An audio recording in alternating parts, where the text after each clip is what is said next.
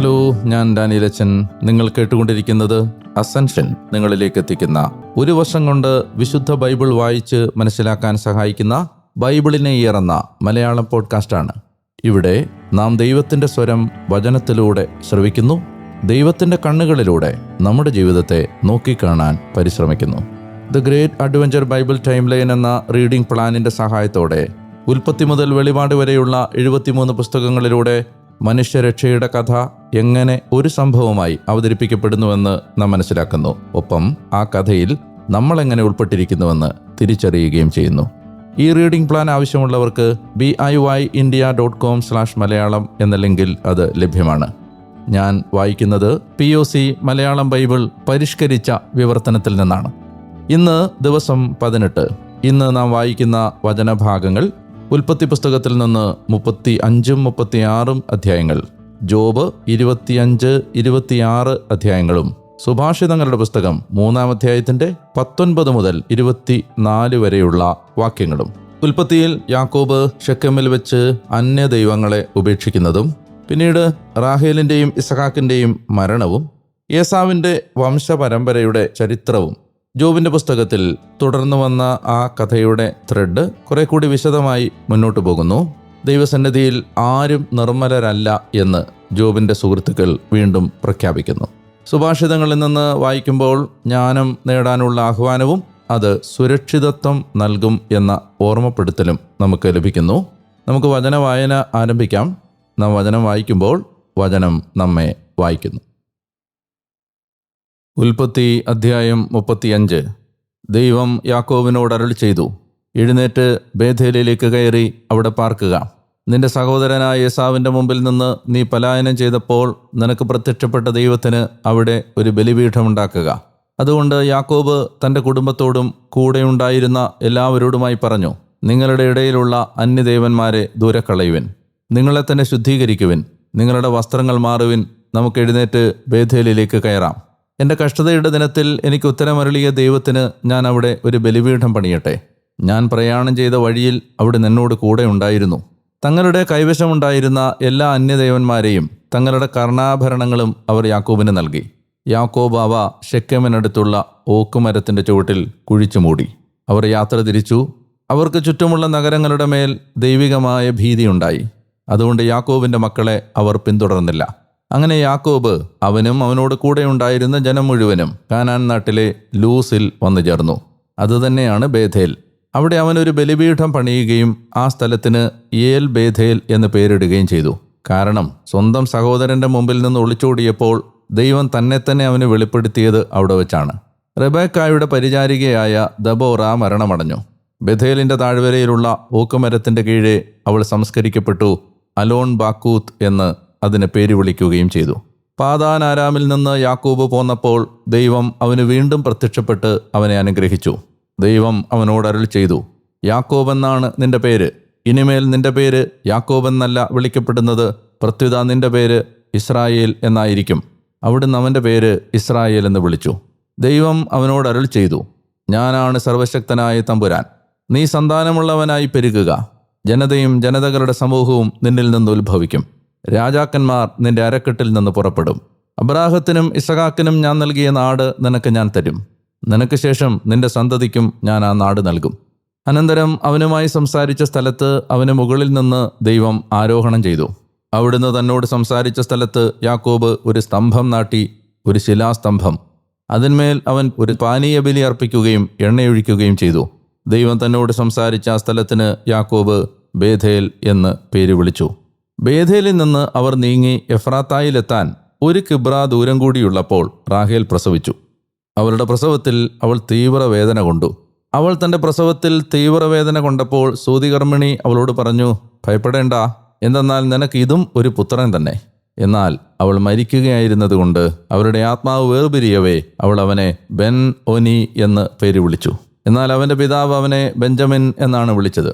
റാഹേൽ നിര്യാതയായി.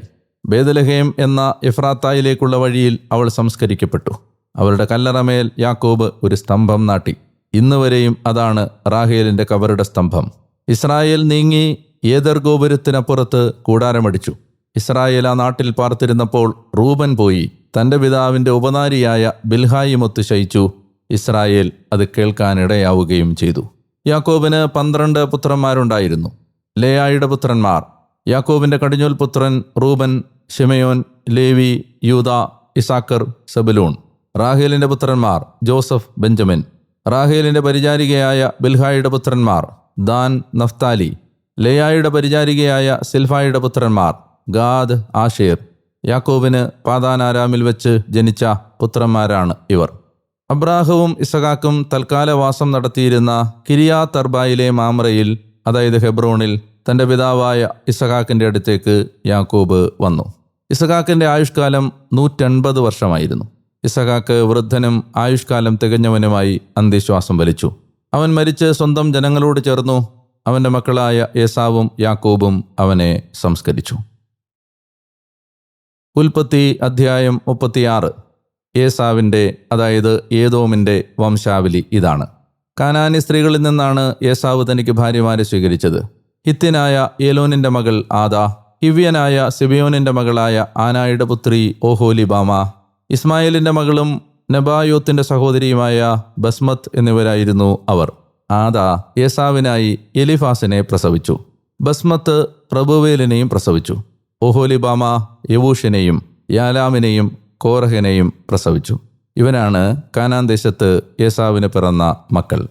ഏസാവ് തൻ്റെ ഭാര്യമാരെയും പുത്രീപുത്രന്മാരെയും വീട്ടിലുള്ള എല്ലാ ആളുകളെയും തൻ്റെ കാലിക്കൂട്ടവും സകല മൃഗസമ്പത്തും കാനാൻ ദേശത്ത് താൻ നേടിയ സകല സമ്പാദ്യവും എടുത്ത് സ്വസഹോദരനായ യാക്കോബിൽ നിന്ന് അകലെ ഒരു നാട്ടിലേക്ക് പോയി. കാരണം ഒന്നിച്ചു പാർക്കാൻ വയ്യാത്ത വിധം അത്ര അധികമായിരുന്നു അവരുടെ സമ്പാദ്യം. അവരുടെ കാലിക്കൂട്ടങ്ങൾ മൂലം അവരെ സംവഹിക്കാൻ അവരുടെ തൽക്കാല വാസഭൂമി അപര്യാപ്തമായിരുന്നു. അതുകൊണ്ട് ഏസാവ് സെയർ മലയിൽ താമസമാക്കി. ഏസാവ് തന്നെയാണ് ഏദോം. സെയർ മലയിലെ ഏദോമ്യരുടെ പിതാവായ ഏസാവിൻ്റെ വംശാവലി ഇതാണ്. ഏസാവിൻ്റെ പുത്രന്മാരുടെ പേരുകൾ ഇവയാണ്: ഏസാവിൻ്റെ ഭാര്യ ആദായുടെ മകൻ എലിഫാസ്. ഏസാവിൻ്റെ ഭാര്യ ബസ്മത്തിൻ്റെ മകൻ റവുവേൽ. എലിഫാസിൻ്റെ പുത്രന്മാരായിരുന്നു തേമാൻ, ഓമർ, സെഫോബ്, ഗത്താം, കെനസ് എന്നിവർ. ഏസാവിൻ്റെ മകൻ എലിഫാസിന് തിമ്ന എന്നൊരു ഉപനാരി ഉണ്ടായിരുന്നു. അവൾ എലിഫാസിനായി അമലേക്കിനെ പ്രസവിച്ചു. ഇവരാണ് ഏസാവിൻ്റെ ഭാര്യയായ ആദായുടെ പുത്രന്മാർ. റവുവേലിൻ്റെ പുത്രന്മാരാണ് നഹത്ത്, സേറഹ്, ഷമ്മ, മിസ എന്നിവർ. ഏസാവിൻ്റെ ഭാര്യ ബസ്മത്തിൻ്റെ മക്കളാണിവർ. സെബിയോനിൻ്റെ പുത്രിയായ ആനായുടെ മകളും ഏസാവിൻ്റെ ഭാര്യയുമായ ഒഹോലിബാമായുടെ പുത്രന്മാർ ഇവരാണ്. അവൾ ഏസാവിനായി യവൂഷിനെയും യാലാമിനെയും കോരഹിനെയും പ്രസവിച്ചു. ഏസാവിൻ്റെ മക്കളുടെ പ്രഭുക്കന്മാർ ഇവരാണ്: ഏസാവിൻ്റെ ആദിജാതനായ എലിഫാസിൻ്റെ മക്കൾ തേമാൻ പ്രഭു, ഓമർ പ്രഭു, സെഫോ പ്രഭു, കെനസ് പ്രഭു, കോരഹ് പ്രഭു, ഗത്താം പ്രഭു, അമലേഖ് പ്രഭു. ഇവരാണ് ഏദോം നാട്ടിൽ എലിഫാസിൻ്റെ പ്രഭുക്കന്മാർ. ആദായുടെ പുത്രന്മാരാണിവർ. ഏസാവിൻ്റെ മകനായ റവുവേലിൻ്റെ പുത്രന്മാർ നഹത്ത് പ്രഭു, സേറഹ് പ്രഭു, ഷമ്മ പ്രഭു, മിസ പ്രഭു. ഇവയാണ് ഏദോം നാട്ടിൽ റവുവേലിൻ്റെ പ്രഭുക്കന്മാർ. ഇവർ ഏസാവിൻ്റെ ഭാര്യ ബസ്മത്തിൻ്റെ മക്കളാണ്. ഏസാവിൻ്റെ ഭാര്യ ഒഹോലിബാമായുടെ പുത്രന്മാർ ഇവരാണ്: യവൂഷ് പ്രഭു, യലാം പ്രഭു, കോരഹ് പ്രഭു. ഇവരാണ് ഏസാവിൻ്റെ ഭാര്യയും ആനായുടെ മകളുമായ ഒഹോലിബാമായുടെ പ്രഭുക്കന്മാർ. ഇവരാണ് ഏസാവിൻ്റെ, അതായത് ഏദോമിൻ്റെ പുത്രന്മാർ. അവരുടെ പ്രഭുക്കന്മാർ ഇവർ തന്നെ. ഇവർ അന്നാട്ടിൽ പാർത്തിരുന്നവരും സെയീർ എന്ന ഹൂരിൻ്റെ പുത്രന്മാരുമാണ്: ലോത്താൻ, ഷോബാൽ, സെബയോൻ, ആന, ദീഷോൻ, എസർ, ദീഷാൻ. ഏദോം നാട്ടിലെ സെയീറിൻ്റെ പുത്രന്മാരും ഹോരിയ കുലങ്ങളുമാണ് ഇവർ. ലോത്താൻ്റെ പുത്രന്മാരായിരുന്നു ഹോറിയും ഹേമാമും. ലോത്താൻ്റെ സഹോദരിയായിരുന്നു തിമ്ന. ഷോബാലിൻ്റെ പുത്രന്മാർ അൽവാൻ, മനഹത്ത്, ഏബാൽ, ഷെഫോ, ഓനാം എന്നിവർ. സെബയോനിൻ്റെ പുത്രന്മാർ ഇവരാണ്: ആയ, ആന. തൻ്റെ പിതാവായ സെബയോനിൻ്റെ കഴുതകളെ മേയ്ക്കുമ്പോൾ മരുഭൂമിയിൽ ചൂടുറവുകൾ കണ്ടെത്തിയ ആന ഇവൻ തന്നെ. ആനായുടെ മക്കൾ ഇവരാണ്: ദീഷോനും ആനായുടെ പുത്രി ഓഹോലിബാമായും. ദീഷാന്റെ പുത്രന്മാർ ഹെംദാൻ, ഹെഷ്ബാൻ, ഇത്രാൻ, കെറാൻ എന്നിവരായിരുന്നു. ഏസറിൻ്റെ പുത്രന്മാർ ഇവരാണ്: ബിൽഹാൻ, സാവാൻ, അക്കാൻ. ദീഷാന്റെ പുത്രന്മാർ ഊസ്, അരാൻ എന്നിവരാണ്. ഹോരിയ കുലങ്ങൾ ഇവയാണ്: ലോത്താൻ കുലം, ഷോബാൻ കുലം, സെബയോൻ കുലം, ആനാകുലം, ദീഷോൻ കുലം, ഏസർ കുലം, ദീഷാൻ കുലം. സെയീർ നാട്ടിൽ ഹോരിയ കുലങ്ങൾ അവരുടെ നേതാക്കൾക്കനുസരിച്ച് ഇവയാണ്. ഇസ്രായേലർക്ക് രാജഭരണം ഉണ്ടാകുന്നതിന് മുമ്പ് ഏദോം നാട് ഭരിച്ച രാജാക്കന്മാർ ഇവരായിരുന്നു. ബെയോറിൻ്റെ മകനായ ബേല ഏദോമിൽ ഭരിച്ചു. അവൻ്റെ പട്ടണത്തിൻ്റെ പേര് ദിൻഹാബ എന്നായിരുന്നു. ബേല മരിച്ചപ്പോൾ അവൻ്റെ സ്ഥാനത്ത് ബോസ്രായിൽ നിന്നുള്ള സേറഹിൻ്റെ മകൻ യോബാബ് ഏദോമിൽ ഭരിച്ചു. യോബാബ് മരിച്ചപ്പോൾ അവൻ്റെ സ്ഥാനത്ത് തേമാന്യദേശത്തു നിന്നുള്ള ഹൂഷാം രാജാവായി. ഹൂഷാം മരിച്ചപ്പോൾ അവൻ്റെ സ്ഥാനത്ത് ബദാദിൻ്റെ പുത്രനായ ഹദാദ് രാജാവായി. അവൻ മൊവാബ് ദേശത്ത് വെച്ച് മിദിയാനെ തോൽപ്പിച്ചു. അവൻ്റെ പട്ടണത്തിൻ്റെ പേര് അവിത്ത് എന്നായിരുന്നു. ഹദാദ് മരിച്ചപ്പോൾ അവൻ്റെ സ്ഥാനത്ത് മസ്രേക്കായിലെ സമല രാജാവായി. സമല മരിച്ചപ്പോൾ അവൻ്റെ സ്ഥാനത്ത് റഹോബോത്ത് ഹന്നഹാറിലെ സാവൂൾ രാജാവായി. സാവൂൾ മരിച്ചപ്പോൾ അവൻ്റെ സ്ഥാനത്ത് അക്ബോറിൻ്റെ മകനായ ബാൽഹാനാൻ രാജാവായി. അക്ബോറിൻ്റെ മകനായ ബാൽഹാനാൻ മരിച്ചപ്പോൾ ഹദാർ അവൻ്റെ സ്ഥാനത്ത് രാജാവായി. അവൻ്റെ പട്ടണത്തിൻ്റെ പേര് പാവു എന്നായിരുന്നു. അവൻ്റെ ഭാര്യയുടെ പേര് മെഹത്തെബേൽ എന്നായിരുന്നു. അവൾ മത്രദിൻ്റെ പുത്രിയും മെസാഹാബിൻ്റെ പൗത്രിയുമായിരുന്നു. തങ്ങളുടെ വംശങ്ങളും സ്ഥലങ്ങളും പേരുകളും അനുസരിച്ച് ഏസാവിൻ്റെ കുലനാമങ്ങൾ ഇവയാണ്: തിമ്നാകുലം, അൽവാകുലം, യാത്തത് കുലം, ഒഹോലിബാമാ കുലം, ഏലാ കുലം, പിനോൻ കുലം, കെനസ് കുലം, തേമാൻ കുലം, മിബ്സാർ കുലം, മഗ്ദിയേൽ കുലം, ഈറാം കുലം. തങ്ങളുടെ അവകാശമായ നാട്ടിലെ താമസ സ്ഥലമനുസരിച്ച് ഏദോമിൻ്റെ കുലങ്ങൾ ഇവയായിരുന്നു. ഏദോമ്യരുടെ പൂർവികനാണ് ഏസാവ്. ജോബ് അധ്യായം 25. അപ്പോൾ ശൂവഹ്കാരൻ ബിൽദദ് മറുപടിയായി പറഞ്ഞു: തൻ്റെ ഉന്നതങ്ങളിൽ സമാധാനമുണ്ടാക്കുന്നവനോടൊത്താണ് ആധിപത്യവും ബഹുമാനവും. അവിടുത്തെ പടയാളികൾക്ക് കണക്കുണ്ടോ? അവിടുത്തെ പ്രകാശം ആരുടെ മേലാണ് ഉദിക്കാതിരിക്കുക? അപ്പോൾ മർത്യൻ എങ്ങനെ ദൈവത്തോടൊപ്പം നീതിമാനാകാൻ കഴിയും? നാരീജാതൻ എങ്ങനെ നിർമ്മലനാകും? നോക്കൂ, ചന്ദ്രൻ പോലും പ്രകാശിക്കുന്നില്ല. അവിടുത്തെ നയനങ്ങളിൽ താരകളും നിർമ്മലമല്ല. അപ്പോൾ പിന്നെ കൃമിയായ നരൻ, പുഴുവായ മനുഷ്യപുത്രൻ എന്ത്? ജോബ് അധ്യായം 26. അപ്പോൾ ജോബ് മറുപടിയായി പറഞ്ഞു: നീ എപ്രകാരമാണ് ശക്തിയറ്റവനെ സഹായിച്ചതും ദുർബലകരത്തെ രക്ഷിച്ചതും? ജ്ഞാനഹീനന് നീ എന്തുപദേശിക്കും? നീ അറിവ് സമൃദ്ധമായി വിളംബരം ചെയ്യുന്നുണ്ടല്ലോ. ആരോടാണ് നീ വചസ്സുകൾ പ്രഘോഷിച്ചത്? ആരുടെ ശ്വാസമാണ് നിന്നിൽ നിന്ന് പുറപ്പെട്ടത്? ജലത്തിനടിയിൽ നിഴലുകളും അവയിലെ നിവാസികളും നൃത്തം ചെയ്യുന്നു. പാതാളം അവിടുത്തെ മുമ്പിൽ അനാവൃതമാണ്. നാശസ്ഥാനത്തിന് ആവരണമില്ല. ശൂന്യതയുടെ മേൽ അവിടുന്ന് ഉത്തരദിക്കിനെ വിരിക്കുന്നു. ഇല്ലാത്ത എന്തിൻ്റെയോ മേൽ അവിടുന്ന് ഭൂമിയെ തൂക്കിയിട്ടിരിക്കുന്നു. ജലങ്ങളെ അവിടുന്ന് തൻ്റെ കനത്ത മേഘങ്ങളിൽ ബന്ധിക്കുന്നു. അവയ്ക്ക് കീഴെ മേഘം കീറിപ്പോകുന്നില്ല. പൗർണമി മുഖം അവിടുന്ന് ഒളിപ്പിക്കുന്നു. തൻ്റെ മേഘത്തെ അതിന്മേൽ വിരിച്ചിടുന്നു. പ്രകാശം ഇരുളിനോടൊപ്പം സമാപിക്കുന്നിടത്ത് ജലോപരിതലത്തിൽ അവിടുന്ന് അതിർത്തി രേഖ വരയ്ക്കുന്നു. ആകാശത്തിൻ്റെ തൂണുകൾ കുലുങ്ങുന്നു. അവിടുത്തെ ശാസനത്താൽ അവ സംഭ്രമിക്കുന്നു. അവിടുന്ന് തൻ്റെ ശക്തിയാൽ സമുദ്രത്തെ ചലനാത്മകമാക്കി. തൻ്റെ ബുദ്ധിയാൽ റാഹാബിനെ പിളർന്നു. അവിടുത്തെ ശ്വാസത്താൽ ആകാശം തെളിഞ്ഞു. പായുന്ന സർപ്പത്തെ അവിടുത്തെ കരം പിളർന്നു. ഇതാ, ഇവയാണ് അവിടുത്തെ സഞ്ചാര പരിധികൾ. അവിടുത്തെപ്പറ്റി എന്തൊരു വചനമന്ത്രണമാണ് കേൾക്കപ്പെടുന്നത്! അവിടുത്തെ ശക്തിയുടെ ഗർജനം ഗ്രഹിക്കാൻ ആർക്ക് കഴിയും? സുഭാഷിതങ്ങൾ അധ്യായം 3, വാക്യങ്ങൾ 19 മുതൽ 24 വരെ. കർത്താവ് ജ്ഞാനത്താൽ ഭൂമി സ്ഥാപിച്ചു, വിവേകത്താൽ ആകാശങ്ങൾ ഉറപ്പിച്ചു. അവിടുത്തെ വിജ്ഞാനത്താൽ ആഴങ്ങൾ പൊട്ടിപ്പുറപ്പെട്ടു, വാനിടങ്ങൾ മഞ്ഞു പൊഴിക്കുന്നു. എൻ്റെ മകനെ, ബോധജ്ഞാനവും വിവേചനശക്തിയും നിന്റെ ദൃഷ്ടികളിൽ നിന്ന് മാറിപ്പോകാതെ നീ കാവലിരിക്കുക. അവ നിന്റെ ആത്മാവിന് ജീവനും നിന്റെ കണ്ഠത്തിന് ഹാരവുമായിരിക്കും.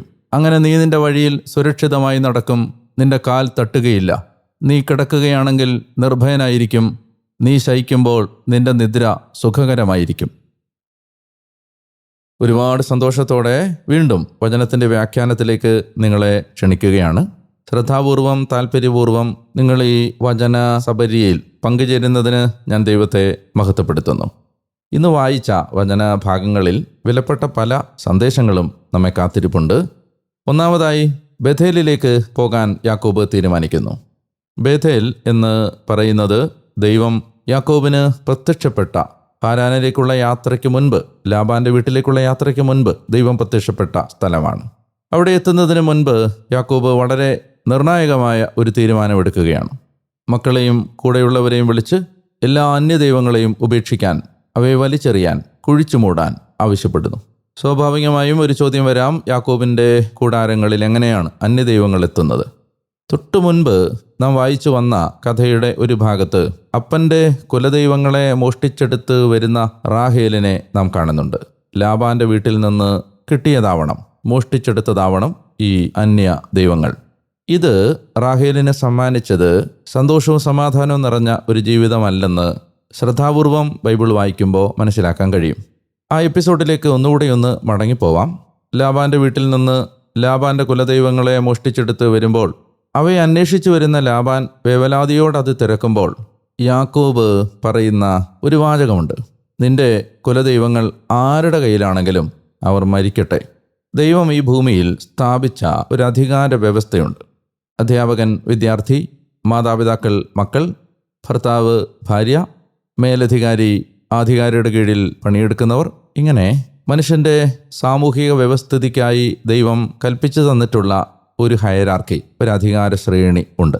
ഇത് മനുഷ്യർക്കിടയിൽ തുല്യതയില്ലാത്തതുകൊണ്ടല്ല, മറിച്ച് സമൂഹം നന്നായി മുന്നോട്ട് പോകുന്നതിനാണ്. ഭാര്യയുടെ മേൽ ഭർത്താവിന് ഒരു അധികാരമുണ്ട്. അല്ലെങ്കിൽ കുടുംബമാകുന്ന ആ സാമൂഹിക വ്യവസ്ഥിതിയുടെ ദൈവിക പദ്ധതിയുടെ തലവൻ, ഹെഡ്, കുടുംബനാഥൻ ഭർത്താവാണ്. ആ ഭർത്താവ് പറയുന്ന ഒരു വാചകം ഭാര്യയെ ബാധിക്കുന്നതാണ് പിന്നീട് നാം കാണുന്നത്. തീർച്ചയായും റാഹേലിന് അതിനകത്ത് വലിയ ഒരു ഉത്തരവാദിത്വം ഉണ്ടായിരുന്നു. ഒരിക്കലും അവൾ ഇസ്രായേലിൻ്റെ ദൈവത്തെ ആരാധിക്കുന്ന യാക്കോബിൻ്റെ ഭാര്യയായി ജീവിക്കുമ്പോൾ തങ്ങളുടെ പൂർവ്വപിതാക്കന്മാർ ആരാധിക്കുന്ന ഇസ്രായേലിൻ്റെ ദൈവത്തെ പരിചയമുള്ളപ്പോൾ അപ്പൻ്റെ കുലദൈവങ്ങളെയും കൊണ്ട് കടന്നു കളയാൻ പാടില്ലായിരുന്നു. അന്യ ദൈവ ആരാധന, വിഗ്രഹാരാധന, ആ വിഗ്രഹാരാധനയിൽ ഒരു ശാപമുണ്ട്. പോരാത്തതിന് യാക്കോബ് ശ്രദ്ധിക്കാതെ പറഞ്ഞ ആ വാചകത്തിലും ഒരു ശാപമുണ്ട്. വിഗ്രഹാരാധനയുടെയും തൻ്റെ മേൽ അധികാരമുള്ള ഒരാളുടെ നാവിൽ നിന്ന് വന്ന ശാപത്തിൻ്റെയും അനന്തരഫലമായി വന്ന ദുരിതങ്ങൾ റാഹേലിനെ പിന്തുടരുന്നു. ബെഞ്ചമിനെ പ്രസവിക്കുന്നതോടുകൂടി റാഹേൽ മരിക്കുന്നു. വലിയൊരാഘാതമാണ് ഈ യാത്രക്കിടയിൽ യാക്കോബിന് അത് സമ്മാനിക്കുന്നത്. ഏതായാലും റാഹേലിൻ്റെ മരണത്തിന് മുൻപ് തന്നെ യാക്കോബ് കുലദൈവങ്ങളെ, അന്യ ദേവന്മാരെ, വിഗ്രഹങ്ങളെ കുഴിച്ചുമൂടാൻ ആവശ്യപ്പെടുന്നു. യാക്കോബിൻ്റെ മക്കളും കൂടെയുള്ളവരും അത് നിർവഹിക്കുന്നു.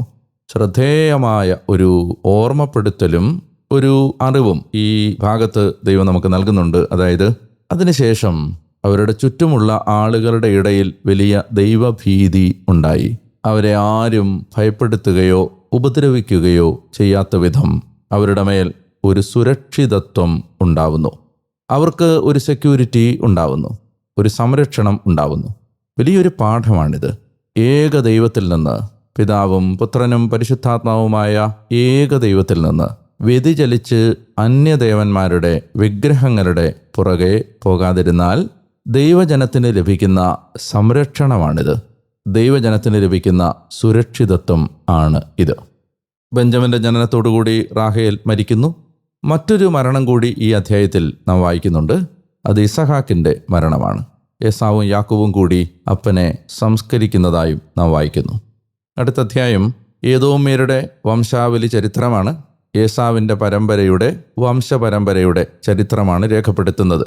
ദീർഘമായ ഒരു അധ്യായത്തിൽ എന്തുകൊണ്ട് ഏസാവിനെ പരാമർശിക്കുന്നു എന്ന ചോദ്യത്തിന് നിരവധി ഉത്തരങ്ങളുണ്ടാവാം. ഏറ്റവും പ്രധാനമായി എനിക്ക് തോന്നുന്നത് സഹോദരനോട് ഹൃദയപൂർവ്വം ക്ഷമിച്ച ഒരാളാണ് ഏസാവ്.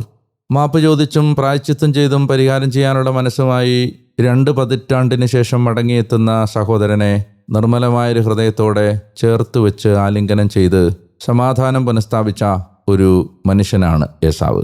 അയാളെ ദൈവം തള്ളിക്കളയുന്നില്ല.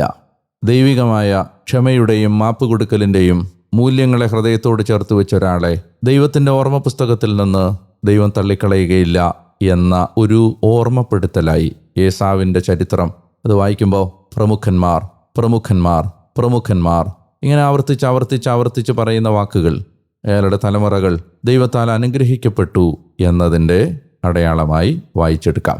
മാപ്പ് കൊടുക്കുന്നവരെ, ക്ഷമിക്കുന്നവരെ, വിട്ടുകൊടുക്കുന്നവരെ, തോറ്റുകൊടുക്കുന്നവരെ ദൈവം ഒരിക്കലും മറന്നു കളയില്ല എന്ന വലിയൊരു സന്തോഷം ഈ സ്വതവേ വിരസമായ ഏദോമ്യരുടെ വംശാവലി ചരിത്രത്തിൻ്റെ വായനകൾക്കിടയിൽ പാറയ്ക്കകത്ത് ഒളിഞ്ഞിരിക്കുന്ന കന്മദം പോലെ ദൈവം മറച്ചു വച്ചിരിക്കുന്ന മഹത്തായ ഒരു സന്തോഷം ആണ്. അടുത്ത എപ്പിസോഡിൽ പൂർവ്വപിതാവായ ജോസഫിൻ്റെ ചരിത്രം ആരംഭിക്കുന്നു. ഓർക്കണം, നമ്മൾ പേട്രിയാർക്കൽ പീരീഡിലാണ്, പൂർവ്വപിതാക്കന്മാരുടെ കാലഘട്ടത്തിലാണ്. നമ്മുടെ 12 ബൈബിൾ കാലഘട്ടത്തിലെ 2 കാലഘട്ടങ്ങളാണ് ജോസഫിൻ്റെ ചരിത്രം കൂടി വായിച്ചു കഴിയുമ്പോൾ പൂർത്തിയാവുന്നത്. ആദ്യത്തേത് പുരാതന ലോകത്തിൻ്റെ ചരിത്രം, ഏർലി വേൾഡ്, മറന്നുപോയില്ല എന്ന് വിചാരിക്കുന്നു. രണ്ടാമത്തേതാണ് പൂർവ്വപിതാക്കന്മാരുടെ ചരിത്രം. ജോസഫിൻ്റെ കഥയോടുകൂടി അത് പൂർത്തിയാവുകയാണ്. അടുത്ത എപ്പിസോഡ് മുതൽ നാം പൂർവ്വപിതാവായ ജോസഫിനെക്കുറിച്ച് വായിക്കുകയും ധ്യാനിക്കുകയും ചെയ്യും. ഇന്ന് നാം ദൈവത്തിൽ നിന്ന് സ്വീകരിച്ച വചന സന്ദേശങ്ങൾ നിങ്ങളുടെ ജീവിതത്തെ കുറെ കൂടി ധന്യമാക്കട്ടെ എന്ന് ഞാൻ ആഗ്രഹിക്കുകയും പ്രാർത്ഥിക്കുകയും ചെയ്യുന്നു. നല്ല ദൈവമേ, ഈ നല്ല ദിവസത്തിനായി അങ്ങയെ ഞങ്ങൾ സ്തുതിക്കുന്നു. ഒരു ദിവസം കൂടി ജീവിക്കാൻ സാധിക്കുക എന്നത് എത്രയോ വലിയ ദൈവകരുണയുടെ അടയാളമാണെന്ന് ഞങ്ങൾ തിരിച്ചറിയുന്നു. ഒരു ദിവസം ഒരവസരമായി ഞങ്ങൾ ഏറ്റെടുക്കാൻ ഞങ്ങളെ സഹായിക്കണമേ. ഓരോ ദിവസവും ഒരവസരമായി കാണാൻ ഞങ്ങളെ പഠിപ്പിക്കണമേ. പോയ കാലങ്ങളിൽ, ഗതകാലങ്ങളിൽ ജീവിതത്തിൽ വന്നുപോയ പാളിച്ചകളും പാകപ്പിഴകളും തിരുത്തിയും പ്രായശ്ചിത്തം ചെയ്തും പരിഹാരം ചെയ്തും മുന്നോട്ട് നീങ്ങാൻ, ഏക സത്യ ദൈവമായ അങ്ങയെ ഒരിക്കലും തള്ളിപ്പറയാതെ ജീവിക്കാൻ, കർത്താവിൻ്റെ സ്നേഹം കണ്ടുമുട്ടുന്ന എല്ലാവരോടും പങ്കുവെക്കാൻ ഞങ്ങൾക്കായി നീ നൽകുന്ന ഒരവസരമാണ് ഒരു പുതിയ ദിവസം. അങ്ങനെ ഒരു ദിവസം കൂടി ഈ ആയുസ്സിൽ ഞങ്ങൾക്ക് തന്നതിന് നല്ല ദൈവമേ, ഞങ്ങൾ അങ്ങേക്ക് നന്ദി പറയുകയും അങ്ങയെ ആരാധിക്കുകയും ചെയ്യുന്നു. യേശുവിൻ്റെ നാമത്തിൽ നിങ്ങളെല്ലാവരെയും ഞാൻ അനുഗ്രഹിക്കുന്നു. നിങ്ങളിത് കേട്ടുകൊണ്ടിരിക്കുന്ന ഓഡിയോ പ്ലാറ്റ്ഫോം സബ്സ്ക്രൈബ് ചെയ്താൽ മുടങ്ങാതെ നിങ്ങൾക്ക് ഈ വചന വായനയിൽ പങ്കെടുക്കാൻ കഴിയും. നാളെ വീണ്ടും ഈ വചന ശബ്ദത്തിലൂടെ നിങ്ങളുടെ അടുത്തേക്ക് എത്തും വരെ നിങ്ങളറിയണം, ഞാൻ നിങ്ങൾക്ക് വേണ്ടി പ്രാർത്ഥിച്ചുകൊണ്ടേയിരിക്കും. അതുവരെ സ്നേഹിക്കാം, പ്രാർത്ഥിക്കാം, കർത്താവിനെക്കുറിച്ച് ഒരാളോടെങ്കിലും പറയാം. ഒരു നല്ല ദിവസം നിങ്ങൾക്ക് ഞാൻ നേരുന്നു. ഞാൻ ഡാനിയേൽ അച്ഛൻ അല്പസമയത്തേക്ക് മാത്രം വിടവാങ്ങുന്നു. യേശുവിന് മാത്രം മഹത്വവും ആരാധനയും. ശുഭദിനം. ദൈവം അനുഗ്രഹിക്കട്ടെ.